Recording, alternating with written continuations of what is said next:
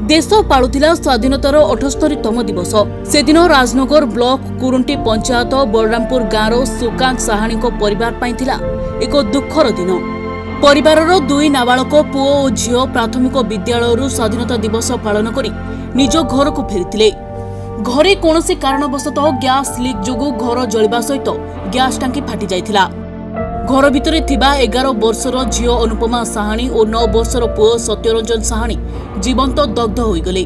शुक्रवार दिन खबर पाई विशिष्ट समाजसेवी तथा केन्द्रापड़ा क्रेडिट को सोसाइटीर सभापति प्रमोद कुमार साहू विपन्न परिवारक निकटरे पहुंची समवेदना जणाइथिले।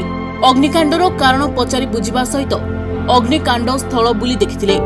पिता सुकांत साहानी और माता अनिता साहानी को केन्द्रापड़ा क्रेडिट को सोसाइटी तरफ 10,000 टंका अर्थराशि प्रदान करथिले।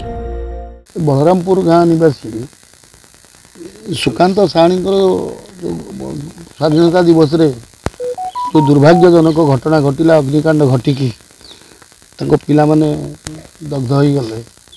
खबर मु गत काली राजनगर डेरार प्रमोद दास खबर पाइली काली जानी जे एमपी आसते लोक मैंने भी आसते।